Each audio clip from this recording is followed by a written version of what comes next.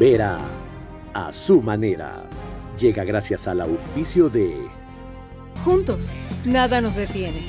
Banco Bolivariano, contigo. Por eso hoy cumplimos orgullosamente 40 años haciendo las cosas bien.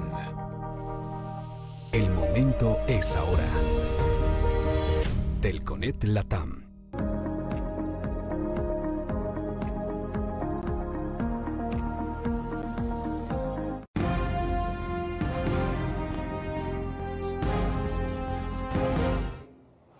Buenas noches, bienvenidos. Son las 22 horas 1 minuto. Y estamos en vivo para continuar con el tercer punto del tema paraguas de esta semana, que es lecciones del paro. Se debería decir en realidad lecciones de la intentona golpista, pero se la ha denominado benevolentemente paro. Y hoy nos vamos a enfocar en que una de ellas fue el cambio en personeros de gobierno. Ha empezado ya. Pero ¿se ve también un cambio de rumbo? ¿Se admite un cambio de rumbo? El único que ha dado algunas señales en este sentido es el Ministerio de Economía.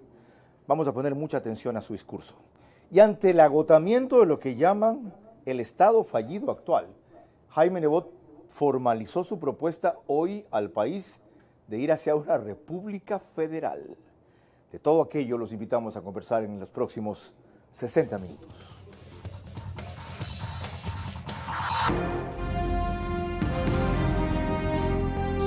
Este es Vera a su manera. Un comunicador que desde 1975 ha sacudido la televisión con formatos y estilos polémicos, sin ocultar sus simpatías ni jactarse de objetividad, pues el periodismo de opinión siempre asume una posición. Bienvenidos a coincidir o discrepar con Vera a su manera. Opinión con propósito.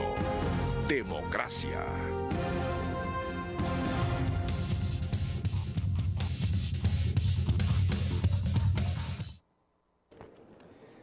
...22 horas 2 minutos... ...gracias por seguirnos en vivo... ...por Facebook, Vera a su manera... ...YouTube, Vera a su manera...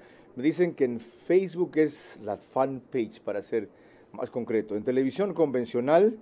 ...en las dos principales cableras del país... ...Extreme TV Cable... ...a través de Vito TVO... ...eso es Canal 15... ...en señal regular... ...y en alta definición... HD High Definition 709... ...en cambio...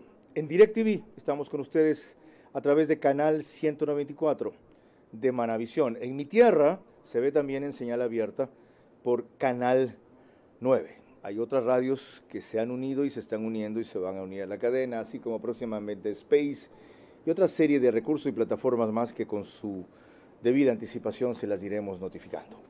Ahora sí, no me olvido de ti, María Clara Triviño. Bienvenida.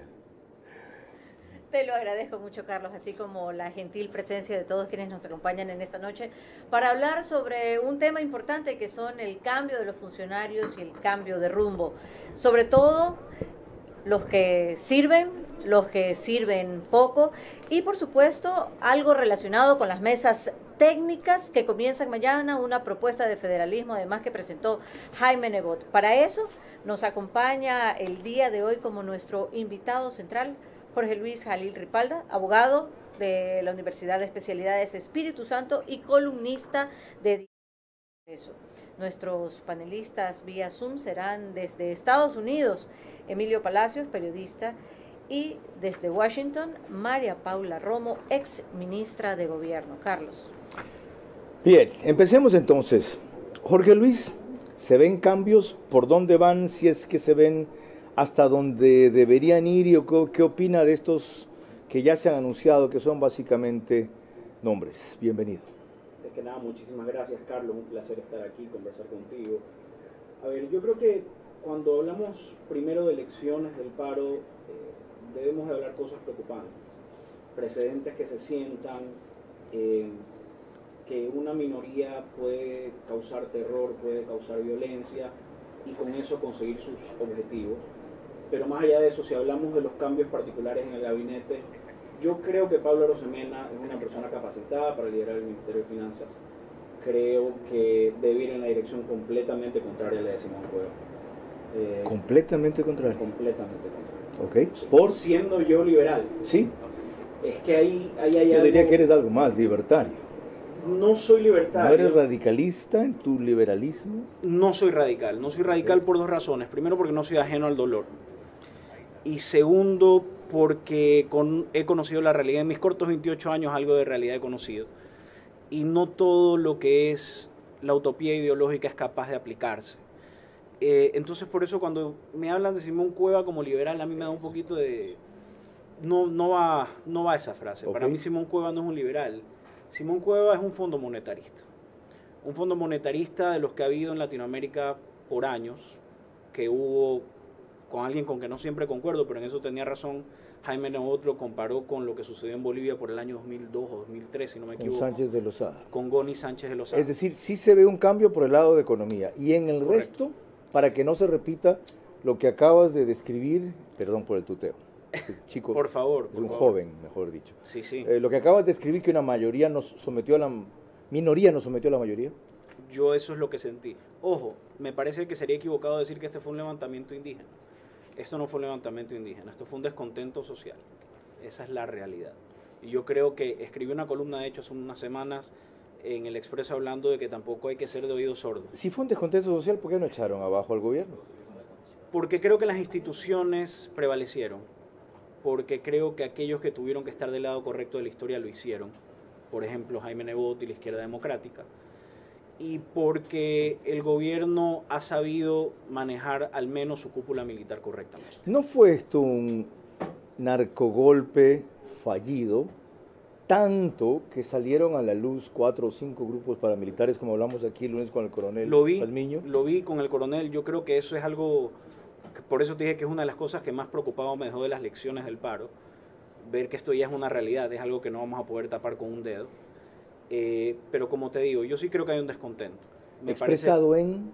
Expresado en el alto costo de la vida, expresado en el problema de salud, me parece que sí es grave. Cuando salen y te dicen no hay un problema en la salud, y yo tengo amigos que son residentes o están en la rural y me dicen, oye, en serio, no tenemos insumos. No es que... Pero si hubiese ese descontento social tan arraigado, la gente habría apoyado al paro más y posiblemente hasta tumbado al gobierno. La gente rechazó eso. Es que yo creo que tener un descontento con el gobierno no es tener un descontento con la democracia. Yo creo que se puede tener desacuerdos. De hecho, yo nunca me peleo con nadie por política. Esa es mi regla de vida. Y creo que podemos diferir, podemos debatir sin necesidad de que se caiga el gobierno democráticamente electo. Recupero eso. Tener un descontento con el gobierno no es tener un descontento con la democracia. No creo que en Carondelet están haciendo la lectura correcta. Por lo menos de lo siguiente que vamos a ver. No parece. María Clara. Y es que el presidente de la República, Guillermo Lasso, desconoció al anunciar los cambios en su gabinete que esto obedeciera al paro. Veamos. En todo gobierno los cambios son necesarios para lograr más y mejores resultados. Quiero dejar algo claro. Estos cambios no han sido forzados por coyunturas o circunstancias particulares. Sin embargo, más allá de las personas y los nombres, lo que permanece constante y claro es que el gobierno nacional está trabajando sin descanso por el bienestar del pueblo ecuatoriano.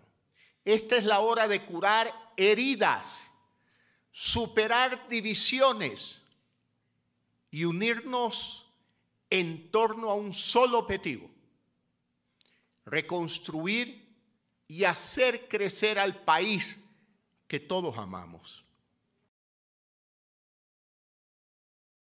Sí, es decir, reconstruir significa que el país está destruido, ¿verdad? Y que se ha destruido en su periodo, señor presidente. ¿Sí o no? Porque no estaba así. Usted mismo dice reconstruir, que se reconstruye lo que está destruido. La otra cosa que dice es 2 objetivos. Realmente un objetivo, menciona usted 2. Pero habla de curar heridas y superar divisiones también el jefe de Estado. ¿Cómo, Jorge Luis? Yo creo que predicando un poco con lo que empezaron la segunda vuelta electoral, con el encuentro. ¿Cabe todavía? Yo creo que un encuentro cabe todavía siempre y cuando dejemos los egos parqueados en la puerta. A ver, tú que eres un liberal, te puedes encontrar con gente que levanta el sistema del comunismo indoamericano? Yo creo que podemos tener objetivos en común, por supuesto. Por ejemplo, el bienestar. ¿Y tú crees que el sistema que propugnan quiere el bienestar? Es que yo no creo que las soluciones son de ellos ni mías. Yo creo que una solución estaría en el medio. ¿Qué es? Que es, por ejemplo, algo que tú muy activamente promueves. Yo creo que un punto medio entre la izquierda y la derecha es el Estado social, la economía social de mercado, que si no me equivoco la comenzó Bonnert, el milagro alemán, etcétera. Pero esta gente no entiende eso. Le llaman la oligarquía, la burguesía, pero es que la opresión, yo creo que el capitalismo creo que es un deber ciudadano, político y moral, no hacer que entiendan, porque decir eso sería sentirnos superiores, sino dialogar lo suficiente como para que haya un consenso sobre qué es lo mejor para el país. No siempre va a ser lo que ellos quieren ni lo que nosotros queramos. Okay. Lo cierto es que imponer una idea no está funcionando.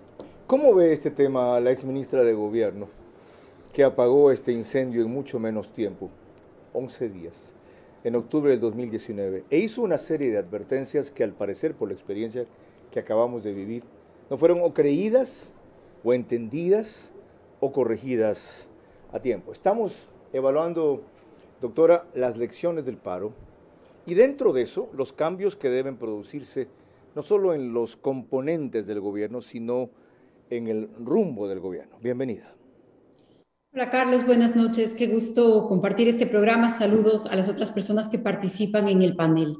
En verdad creo que el país ha pasado días muy duros porque por segunda vez sufrió un secuestro, un acoso, una violencia que si en octubre del 2019 nos sorprendió, hoy la preocupación es que se empiece a convertir en algo normal, en un mecanismo normal, habitual, de plantear puntos en la agenda política, que más allá de lo que pensemos de uno o de todos ellos, esto no puede normalizarse.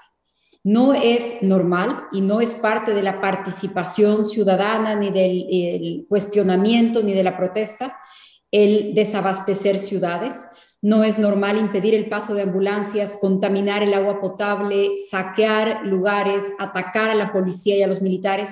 Esto creo yo que si en octubre del 2019 resultó una sorpresa sin precedentes, hoy ya no puede ser una sorpresa y es también el resultado de la impunidad de octubre. Así que para mí la primera lección es no impunidad después de lo que ha sucedido. No puede ser que el gobierno entre en esta narrativa de la paz y de la guerra, firme un acuerdo de paz como si esto, lo que tuviéramos, lo amerite. El gobierno tuvo, y creo que se vio obligado a pagar el secuestro, el rescate del país. Pero ¿qué hace la UNACE cuando tiene un caso de secuestro? Lo primero es rescatar a la persona secuestrada, proteger la vida, y lo segundo es investigar para sancionar a los secuestradores y que no vuelvan a hacerlo. Creo que hay que distinguir el problema social que sin duda existe en el país. Hay hambre, hay pobreza, hay angustia y hay que atenderlo porque de lo contrario será el caldo de cultivo para la violencia y para la ilegalidad, pero también se cometieron delitos y tienen que ser sancionados. Ciertamente no es lo normal, pero se impidió que se convirtiera en una masacre usando muchas de las estrategias que usted impulsó. La tolerancia de la policía, en el caso del Ministerio de Gobierno de las Fuerzas Armadas también, el no usar armas letales o munición letal, el resistir más que el reprimir. Y hoy el presidente, en una ceremonia de cambio de mando de la policía, se vanaglorió de eso. Es decir, aprendieron las lecciones que ustedes aplicaron. ¿O no lo ve así? Carlos, la prudencia en el uso de la fuerza, por supuesto que es importante. La prudencia en el manejo del momento más álgido del conflicto es importante, pero creo que todavía necesitamos evaluar. Hubo diferencias y hubo similitudes con octubre. En cada uno de los contextos hay explicaciones diferentes. Creo que en este caso la estrategia de seguridad fue una estrategia que muchas veces se vio sacrificada por la política o que en algunos casos se mostró errática. El manejo de la Casa de la Cultura, por ejemplo, una señal de buena voluntad del gobierno al devolver el acceso o al permitir el acceso de los manifestantes, que fue usada inmediatamente como un centro de acopio y de protección para ataques muy violentos que los vimos todos. Creo que todavía eso hay que evaluarlo de la mejor manera. Por supuesto, insisto, Siempre será de felicitar el uso prudente, la gestión prudente de la fuerza, pero este es un conflicto que tiene una dimensión de seguridad, una dimensión política, y en ese sentido creo que hay que todavía evitar la impunidad. Para mí esa es una de las grandes lecciones y no veo que se avance en ese sentido. Usted insiste en eso, ciertamente. El que se haya consagrado la impunidad respecto a octubre explica en parte que se haya repetido. Y el que no se repita depende ahora más que nunca de que tampoco vuelva a darse la misma impunidad. ¿De quién depende? ¿De una asamblea que cualquier rato sale con domingo 7? ¿De la justicia? ¿Y cómo enfrentarla? Incluir una reforma fundamental en la consulta que anunció el viernes pasado en el programa que tengo en radio Iván Correa, que van a proponer al país, ¿o cuál es la vía? Varias cosas para empezar sobre el tema de la impunidad, Carlos. Sin duda tiene que ver con la Asamblea. En marzo, el haber otorgado amnistías fue un mensaje terrible para el país. No solamente se perdonaron los hechos de octubre, sino que además se metieron en un solo combo otros delitos que nada tenían que ver. Así que resulta un muy buen negocio lo que sucedió, porque incluso personas sentenciadas, Leonidas Issa estaba sentenciado por tráfico de tierras en la provincia de Cotopaxi, fue perdonado en las mismas amnistías, otro tráfico de tierras en la Amazonía, mineros ilegales de Imbabura, secuestros extorsivos para funcionarios de cooperativas. Imagínese usted lo que representa el haber hecho eso en el medio. Lo sabemos.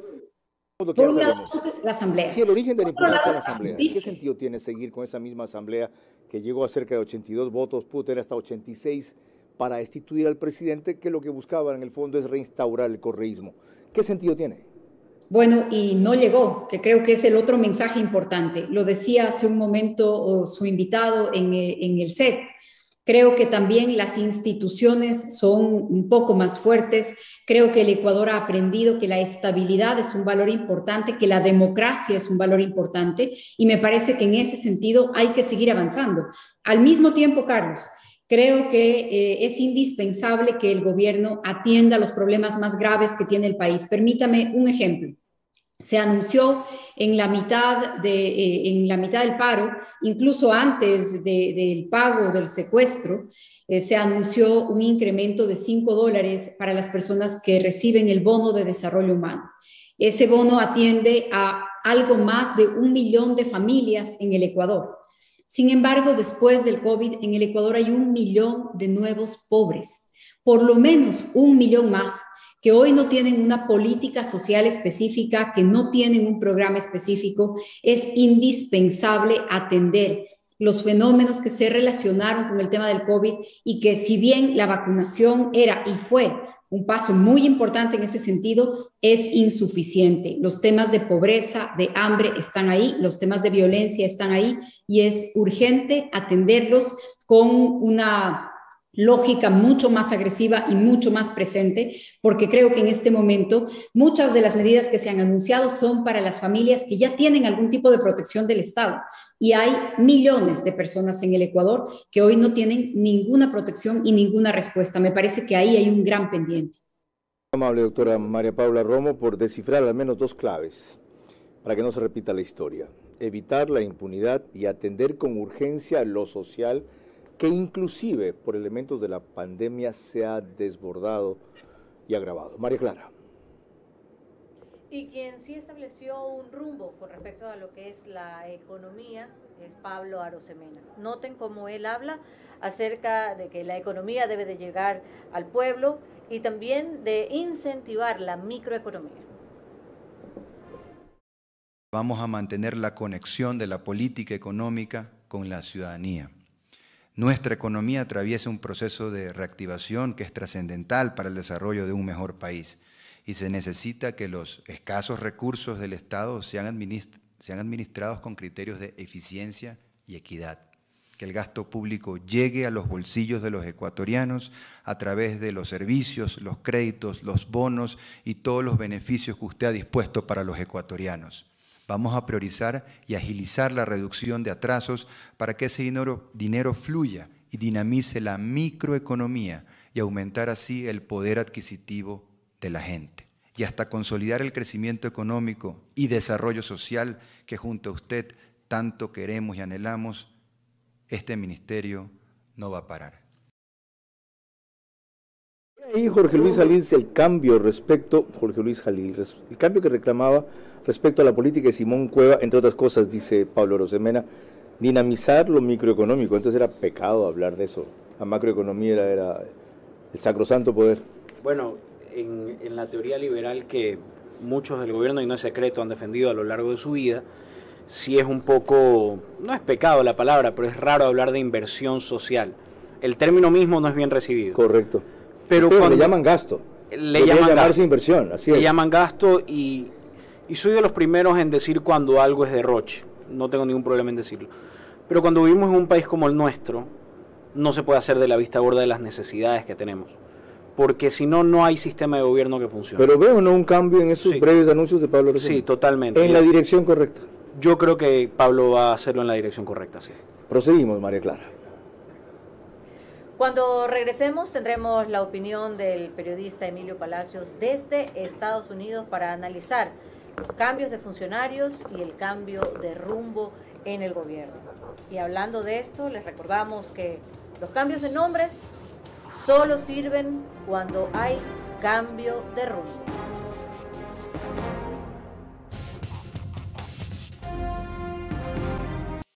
Seguimos con Vera a su manera. 22:23, estamos en vivo analizando el tema de la semana, que es las elecciones del paro. Hoy cambio de funcionarios y además cambio de rumbo. Nos pueden seguir mañana en el reprise a través de OnePlus, que es el canal 14, en cambio, tanto en Extreme TV Cable como en CNT, como en Claro. Y el programa queda colgado también en Ecuador en vivo, en su portada y portal de noticias. Emilio Palacio nos acompaña desde los Estados Unidos, Miami. Buenas noches y bienvenido. Emilio, estamos examinando si los cambios en el equipo de gobierno, por lo menos hasta ahora que se avisoran suficientes, si se ve un cambio de rumbo. A mí me llamaba la atención que el presidente hoy haya dicho, en otras palabras, cuidado, esto no es por el paro que pasó. Los cambios ya obedecen a un proceso, ya que vamos a buscar mejores resultados. Es la hora de curar las heridas, es la hora de superar la división y unirnos en torno a un solo objetivo: reconstruir el Ecuador y crecer. Es decir, está destruido el Ecuador. ¿Cómo enfrentar el proceso de cambio y por qué negarlo por parte del Ejecutivo? Bienvenido, Emilio. ¿Qué tal, Carlos? Un abrazo a la distancia, un saludo a los panelistas y por supuesto a toda tu teleaudiencia. Te decía que si ves los cambios suficientes y en la dirección correcta, más allá de los nuevos miembros del equipo que han trascendido ya. Bueno, Carlos, déjame decirte una cosa. Yo creo que para discutir los cambios, primero deberíamos todavía discutir el diagnóstico, porque creo que no estamos muy claros. El médico, para darte una receta, primero tiene que decirte qué enfermedad tienes, y si falla en la enfermedad, va a fallar en la receta y vas a escoger el médico que no es el correcto. Y yo creo que en el tema del diagnóstico no estamos anotándola como debe ser. A ver, es verdad que en el país hay problemas sociales muy complicados.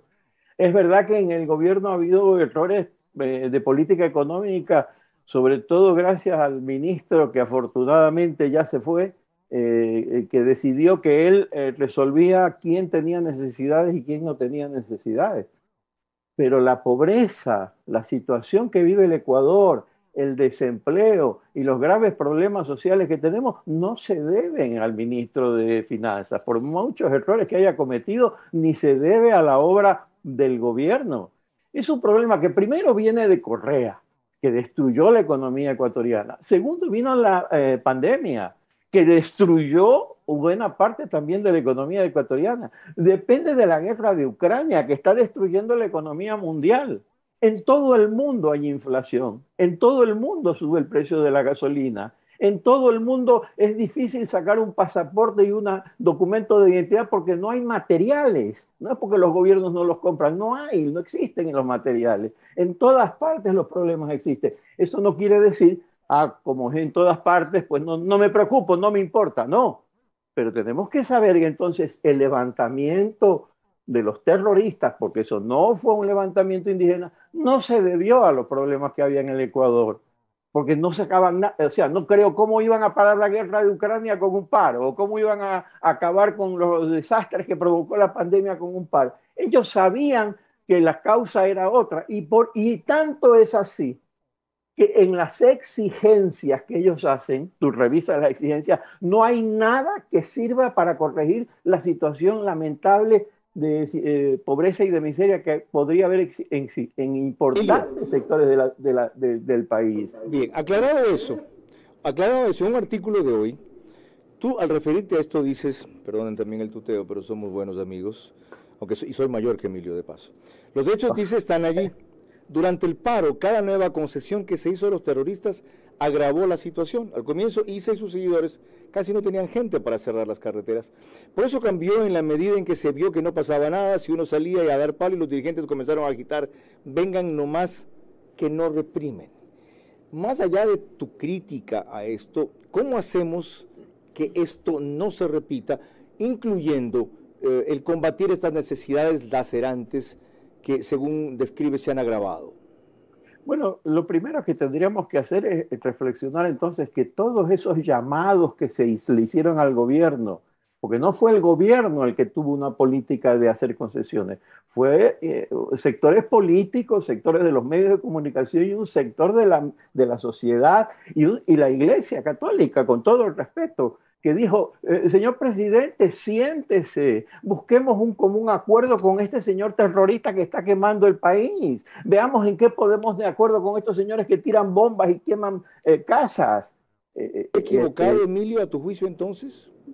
Tú puedes, mira, negociar con quien sea, tú puedes negociar con el demonio, puedes negociar con los gángsters, con los terroristas, pero siempre y cuando tú negocies en términos de vamos a conseguir algo, yo te doy algo, pero tú me tienes que dar algo a mí.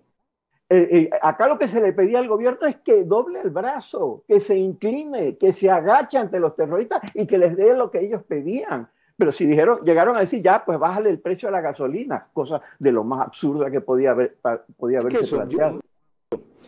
Más que eso, tienes tu razón. Yo describí en una entrevista reciente de Teleamazonas que la situación del gobierno es estar secuestrado. ¿Y qué haces tú cuando estás secuestrado? Paga el rescate. Y una vez liberado, puedes empezar ahora sí a negociar en condiciones de mayor equidad o ventaja o proporción. El gobierno se ha liberado. ¿Cómo debe empezar a negociar? No creo que esté liberado, Carlos, perdóname. Yo creo que el gobierno logró un gran triunfo que fue derrotar el intento golpista en la Asamblea Nacional. Eso fue un fracaso en toda la línea. Ellos estaban convencidos de que lo sacaban a Lazo, manipularon las computadoras y no lo lograron. Y eso no significa que no lo van a intentar de nuevo, lo van a volver a intentar, pero no lo podrán hacer en el corto plazo. Va a haber un tiempo y eso le da un margen al gobierno de acción. Él tiene que ahora que volcarse a las calles. Por supuesto que habrá que mantener un desarrollo de acciones sociales, de beneficios sociales, acabar con esa política del ex ministro de Finanzas de que yo no doy plata a nadie que no sea urgente. Pablo Arosemena creo que tiene un sentido más equilibrado, es un liberal, pero que reconoce que hay que escuchar a la gente cuando tiene problemas, que no son solo los indígenas, además. Yo no sé si la gente de la Trinitaria, la gente del Comité del Pueblo en Quito, no sufre más que el señor Leonidas Issa. No vive en peores condiciones que el señor Leonidas Issa. Y a esa gente no se la tomó en cuenta y no está invitada al diálogo.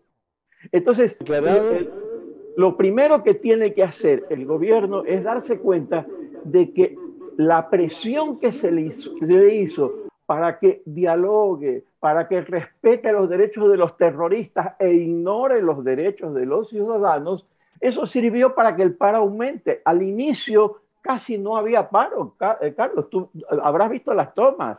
Eran en una carretera cerrada y entonces alguien en la televisión decía, acá hay una multitud de gente que ha cerrado la carretera. Yo veía las tomas y había 10 personas.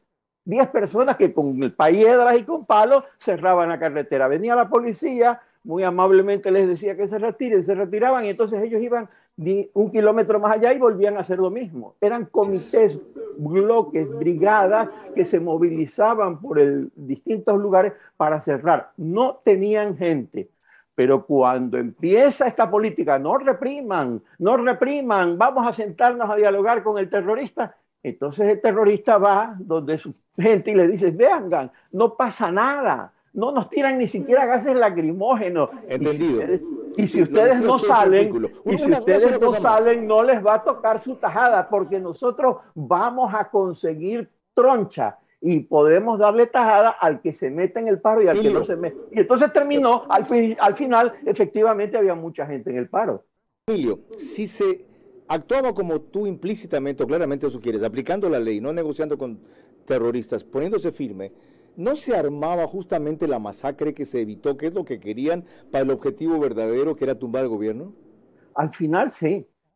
Después de 15, 20 días, al no hacer nada, Leonidas Issa y su comando logran movilizar gente con mucho dinero, porque tenían mucho dinero. Yo no sé, se viste que estos no eran los indígenas que caminaban por el páramo, iban a Quito y los iban alimentando en los pueblos, la gente compadecida de su miseria. No, estos eran brigadas que llegaban en camiones, que no sé quién los pagaba. Nadie les preguntó a esos camiones cuánto. Emilio, termino la idea, Carlos, termino la idea. Si en ese momento inicial se hubiera actuado, no había masacre. Claro, si tú dejas que vengan y que continúe, llegó un momento dado en que ya no se podía, es verdad. Ya al final ya no había manera, ya le habían ganado la pelea al país. Pero al inicio es cuando debió haberse actuado. Y si tú te fijas, cuando lo cogen a Issa y lo liberan, el paro gana fuerza.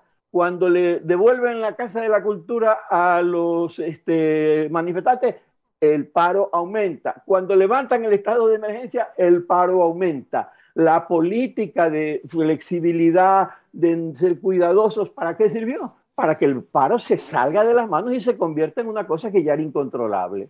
Diagnóstico completo, o por lo menos enriquecido y completado en la parte que nos faltaba. Muy amable, Emilio Palacio, quien ha puesto énfasis en un par de cosas sumamente preocupantes. Uno, el gobierno no se ha liberado todavía, dice. Ok, como a contrario de lo que yo decía, pagaron solamente el secuestro, pero no están liberados. Y la otra cosa que decía, el diálogo no tiene que ser solo con la CONAIE. Hay un país descontento que reclama que le pongan atención y aquello debe darse. Proseguimos, 22 horas 34 minutos. Gracias por el extraordinario seguimiento que me reportan en redes sociales, especialmente en YouTube y en las cableras del país. María Clara. Al preguntar sobre incluir un área muy sensible de la Dirección de Asesoría Jurídica encargada al doctor Fabián Pozo de la Presidencia de la República, esto fue lo que respondió Ismael Quintana a Carlos Vera en su espacio Del Día a la Noche de Radio Centro. A ver, el Fabián Pozo es un buen amigo mío, pero creo que uno debe recorrer cierta trayectoria en la vida para asumir cargos para los cuales hay que tener, insisto, ya cierta solvencia y cierta prestancia. Yo no digo que él probablemente no tiene los conocimientos jurídicos, pero sí le falta habilidad y le falta claridad en algunos temas, principalmente en el ámbito constitucional. Así que sin lugar a dudas, yo esperaba que después de la metida de patas que se da en el tema de los decretos de excepción derogados, borradores, de la pobre defensa que se hizo ante la Asamblea Nacional que intentó aplicar el procedimiento de destitución parlamentaria, yo esperaba que uno de los cambios en el gabinete ministerial sea el del Frente Jurídico también. Los cambios deben llegar hasta allá. Jorge Luis Ali, usted que es abogado de la Universidad de Espíritu Santo, aparte de la empresa Hunter, ser su director. Yo creo que el desempeño de Fabián Pozo como secretario jurídico de la presidencia no ha sido mal. Lo que dice Ismael es verdad. Aquí hay un tema que no basta con conocimientos jurídicos. Aquí en Ecuador, así seas secretario jurídico o analista, tienes que ser político. Y los errores como los que ha cometido Fabián cuestan y dejan en una mala posición al gobierno como de improvisación, que es la palabra que se repite mucho, sobre todo en redes sociales. ¿Por qué el presidente sigue, yo usé el otro día el término y lo voy a repetir, enamorado de ciertos funcionarios? Desde luego lo decía en el sentido de no querer desprenderse, no de ninguna otra connotación, por si acaso, y creo que la símil se entiende bien, por eso además la voy a seguir repitiendo. ¿Qué es un mal de los jefes de Estado? A mí me tocó ver una cosa parecida en el caso de Sixto Durán Ballén, gobierno en el que estuvo, y en muchos otros. Es decir, consideran que la lealtad, la compasión, la solidaridad es con los funcionarios que tienen, aunque no le funcionen por alguna razón, que con la gente a la que afectan. Yo creo que ahí tiene mucho que ver algo de lo que me hablaba mi abuelo siempre, que era de la soledad del poder. La soledad del poder es que una vez que tú llegas a ese puesto, en realidad cualquier decisión que tomes te repercute a ti. El abuelo de Jorge Luis fue Alex Ripalda. El presidente al que se refiere es León Febres Cordero. Y León Febres Cordero sí supo poner a un lado íntimos amigos cuando no le cumplieron. ¿Nombres? Jofre Torbay. ¿Nombres? Javier Neira. ¿Nombres? Ernesto Lingen. ¿Lingen era el apellido? Subsecretario de Producción. Sí. Ok. Sigamos, María Clara. Al volver tendremos lo que dijo al país el abogado Jaime Nebot respecto a una República Unida como principal lección para el Ecuador. Ahora les recordamos que los cambios de nombres solo sirven cuando hay cambio de rumbo.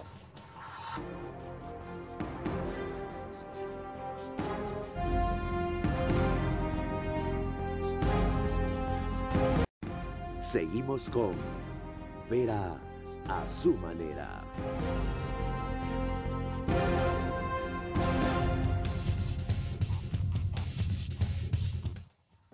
(22:39), seguimos en vivo. Les recuerdo que Vera a su manera se emite desde los estudios de la FM Group, gracias a cuya gentileza hemos podido armar esta infraestructura en apenas 60 días.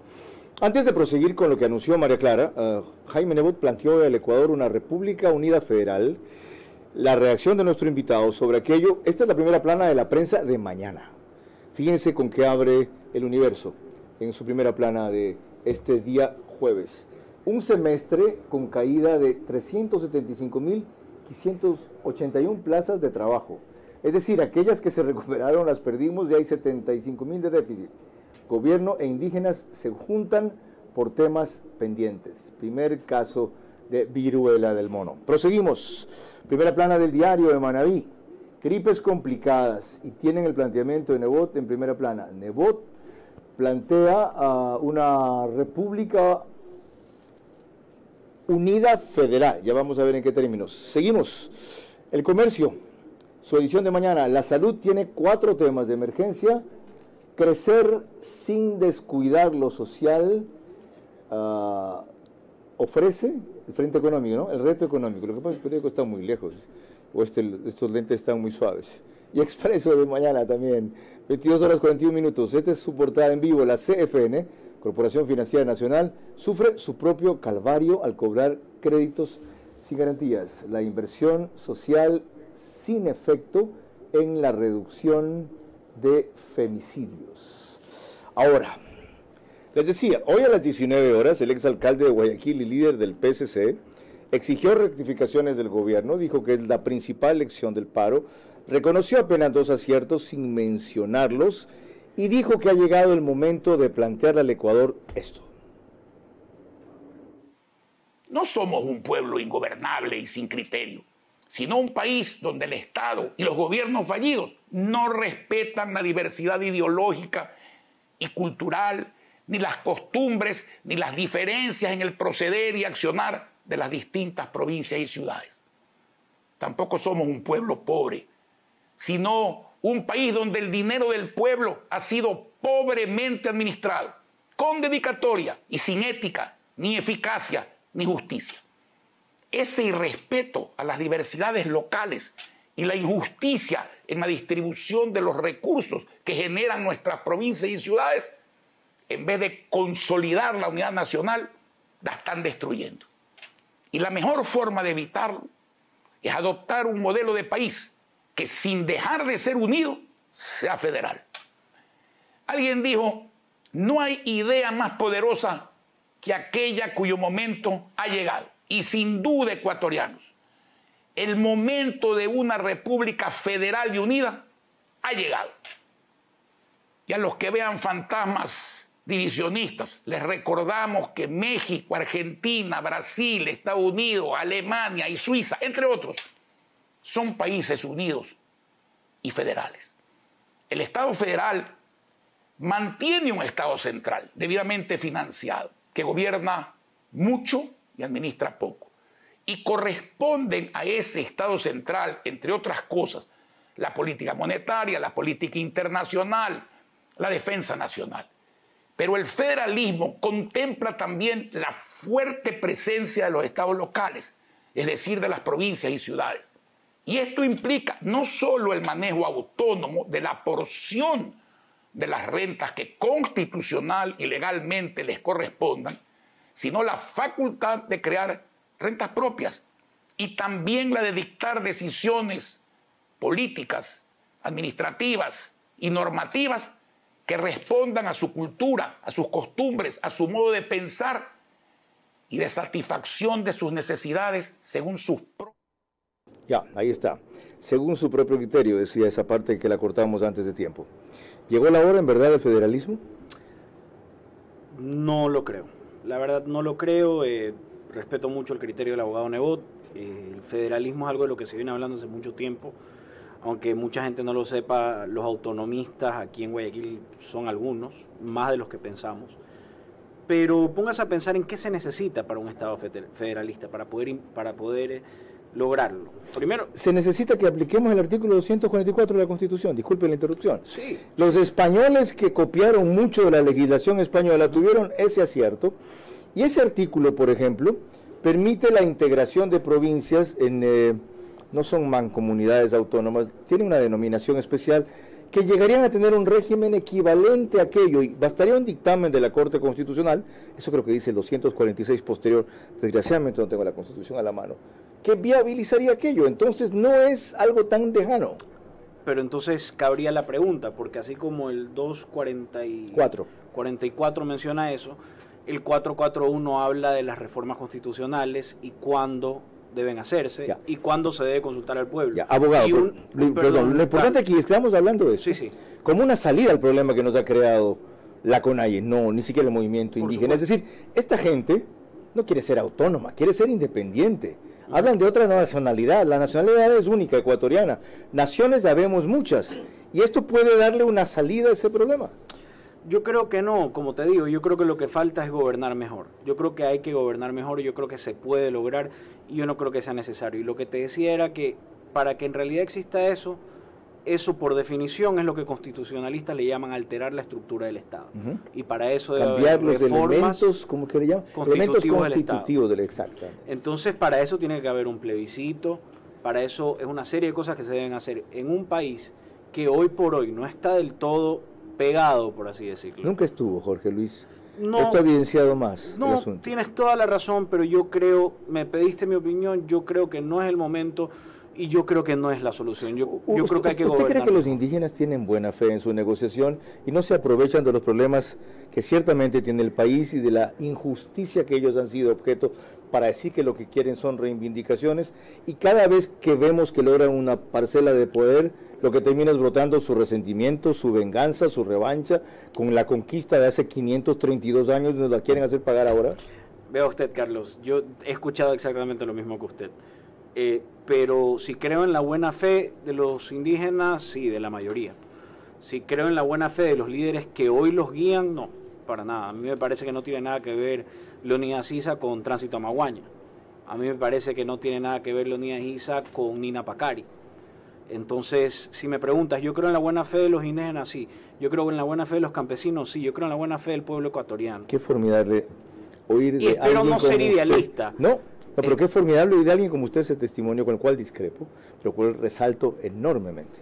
Porque todo el mundo piensa que quienes vivimos en Guayaquil o que quienes no comulgamos con ciertos credos indígenas somos racistas, odiadores, genocidas, etcétera.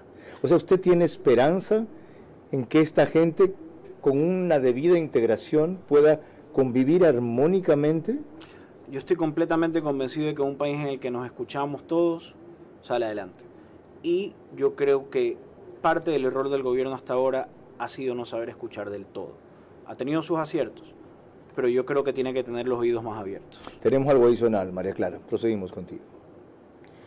Y es el monseñor Luis Cabrera, que en las negociaciones que propició la Conferencia Episcopal Ecuatoriana, dijo sobre las mesas técnicas cuyo proceso comienza mañana, que se deberían mantener los mismos temas y que también se deberían mantener a los mismos delegados. Las partes, lógicamente, definirán con mucha claridad la metodología y lo que se llama pues la hoja de ruta, de tal manera que en los 90 días acordados puedan tratar los diferentes temas, que las personas que inician el diálogo terminen. Sería un error muy grave que de parte del gobierno comiencen unas personas y luego sean reemplazadas por otra, porque eso entonces volveríamos al punto cero, al inicio. Y lo mismo pediríamos también de parte de los representantes de las organizaciones indígenas. Bien, allí lo principal, 22 horas 48 minutos. Decía, abogado Jorge Luis Jalil, monseñor Cabrera, dos cosas: que se mantengan los mismos negociadores de lado y lado, lo cual es lógico. Es decir, por lo menos el ministro de Gobierno del lado del Ejecutivo tiene que mantenerse, ese ha sido el interlocutor principal de esto, pero que se circunscriban únicamente a los temas que plantearon los indígenas. Así debe ser aquello en las mesas técnicas, o aprovechar el proceso y abrirlo más. Yo creo que mientras no sea impuesto, como fueron los 10 puntos de la CONAIE para el paro, se puede dialogar de absolutamente todo. Pero decir, me paro de la mesa porque esto no se trata y no está entre los puntos que en un principio se conversaron, eso es una clara obstrucción, eso es... Pero dialogar absolutamente todo prolongaría en exceso la negociación. Incluir sí, más temas la volvería más complicada. Sí, totalmente de acuerdo. Como te digo, yo creo que estos diálogos tienen que centrarse en encontrar soluciones para las comunidades que están sufriendo, que no son solo las indígenas. Pero si ellos quieren incluir puntos en la agenda, es el plazo que ellos dieron, fueron 90 días. Como no son solo las indígenas, hacer lo que sugería Emilio Palacio, que el país comience, el gobierno, el Ejecutivo principalmente, comience simultáneamente diálogos con otros sectores. Por supuesto, es que, a ver, yo no quiero sonar Lenín Moreno ni campaña de comunicación, pero el diálogo es la respuesta. O sea, no quiero decir ceder ante todo. Me acuerdo que esto lo vi en una película de Churchill, pero creo que es un proverbio chino, que tú no puedes negociar con un león cuando tienes los dientes alrededor de la cabeza. O sea, no te pueden estar imponiendo algo y llamarlo negociar. Reagan también decía, negociemos en una posición de poder. Pero ¿no vería eso la CONAIE como que se está minimizando, distrayendo el proceso que básicamente en estos 90 días está destinado a estar con ellos, y se busca llevar o desvalorizar esto, ampliándolo con otro lado? Hace poco me preguntaba sobre la buena fe de los grupos indígenas. A mí me parece que si a los grupos indígenas les parece que está mal que mientras dialoguen con ellos, dialoguen con alguien más, eso es mala fe. María Clara, proseguimos. Al regresar, mis preguntas para nuestro invitado central de esta noche. Les recuerdo que los cambios de nombres solo sirven cuando hay cambio de rumbo.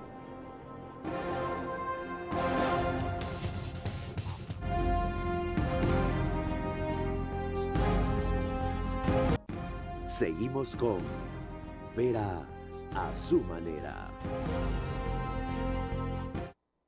22 horas 53 minutos. Nuevamente gracias por ese extraordinario seguimiento en múltiples lugares del país, especialmente quienes están conectados por YouTube, más de 1.100 personas en este rato.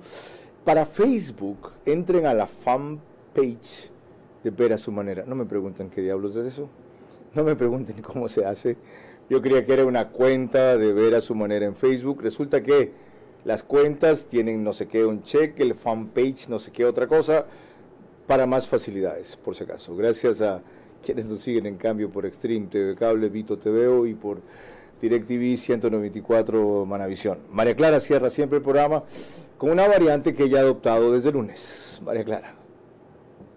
Y esta es sencillamente para nuestro invitado central, que tiene que responder las preguntas tan solo con un sí o un no. La primera, ¿el presidente debe cambiar solo una parte de su entorno en Carondelet? No. ¿El presidente puede cambiar este segundo año como cambió de la primera a la segunda vuelta? Sí. ¿El cambio más importante del gobierno debe ser solamente de 90 grados? No. ¿Hay que cambiar la asamblea para levantar el país? Paso. ¿Se puede cambiar la posición radical del movimiento indígena que sueña con un comunismo indoamericano? Sí. Muchas gracias. Sus reflexiones finales, Jorge Luis Jalil Ripalda, respecto a cualquier aspecto del tema que hemos tratado o que haya sido excluido y usted quiera incluir. No, de hecho, yo creo que hemos conversado de lo más relevante. Lo que nos trajo aquí fue el tema de las lecciones del paro. Como te dije, son preocupantes. Necesitamos un Estado robusto, un Estado que sepa responder ante estas amenazas, pero también necesitamos un Estado que escuche, porque no podemos llegar al reduccionismo de decir, esto es un reclamo indígena, en 2 días pasará, dejemos que caminen, porque cuando el río suena no es que se haga una orquesta, piedras trae. Entonces, si algún reclamo había, porque, y esto lo escribí en una de mis columnas, no me voy a alargar, le preguntaron a un señor que tuvo que ir con su mochila caminando a conseguir un bus por el paro, había un bloqueo en la vía y tuvo que caminar largo. Y le preguntaron, señor, ¿tiene que caminar más? Sí, lamentablemente tengo que caminar más. Pero ¿está de acuerdo con el paro? Un poco. A este señor que le tocaba caminar más por el paro. Increíble. ¿Por qué? Porque el precio de la vida ha subido, que no es por el gobierno. De acuerdo, aquí, a ver, somos un país dolarizado, la inflación en Estados Unidos pega aquí, la inflación en cualquier parte del mundo pega aquí, las cadenas de suministro, todo está con problemas. Pero necesitamos encontrar la forma de sacarnos esta mentalidad fondomonetarista, de cumplir con las exigencias del Fondo Monetario, haciendo cosas que se dijo en campaña que no se iba a hacer, como subir impuestos a la clase media, que para mí fue un golpe durísimo, porque estamos hablando de personas que lo que ponían en sus gastos era el colegio de sus hijos, la vestimenta de sus hijos, las idas al dentista, medicina, o sea, estamos hablando de personas que no les sobra el dinero. Entonces a mí me parece que lo que se está calculando no es impuesto a la renta, sino al ingreso en realidad. Entonces, si nosotros verdaderamente queremos un país unido, un país que progrese, tenemos que encontrar puntos medios sin afectar a los más vulnerables, como el presidente lo ha dicho. Solo que yo creo que mejorando su gabinete, mejorando su entorno, lo va a lograr, porque yo sí creo que Guillermo Lasso es una persona capacitada y lista para cambiar al país. Creo que no ha podido hacerlo hasta ahora, pero todavía está a tiempo. Jorge Luis Jalil Ripalda, muchas gracias. Gracias a ti, Carlos. A los invitados que aportaron hoy también, porque voy a recoger varias de sus conclusiones para resumir la mía. María Paula Romo ha puesto énfasis en un aspecto fundamental: no dejar esta vez que se repita la impunidad, porque eso fue el germen que permitió este narcogolpe de Estado fallido encubierto de un paro mal ejecutado. Emilio Palacio reclama que el diagnóstico no está todavía completo y nos estamos precipitando a ver las conclusiones o las lecciones o los cambios que se deben dar. Jaime Nebot Sadi dijo: llegó la hora del federalismo. Este es el momento para una buena idea que antes no fue entendida.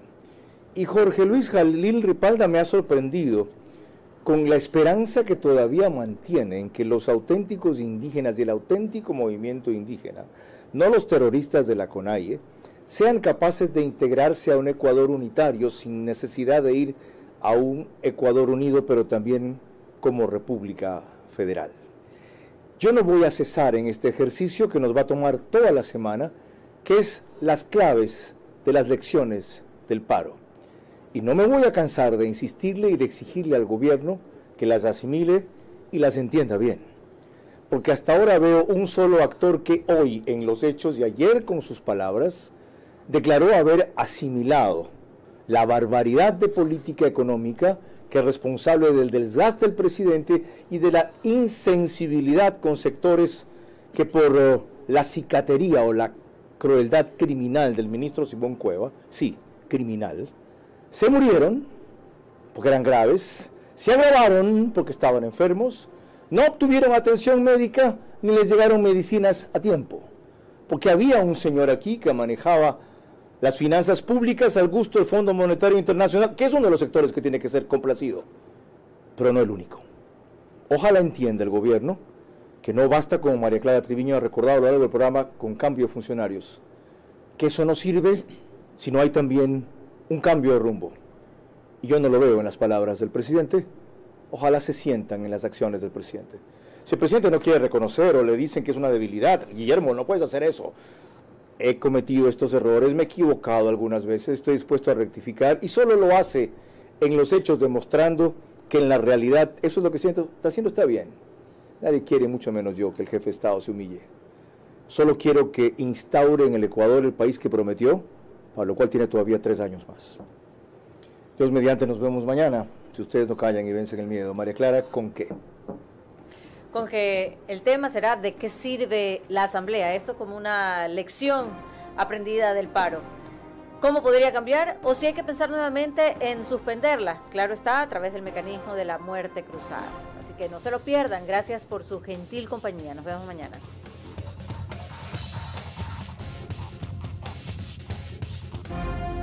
Vera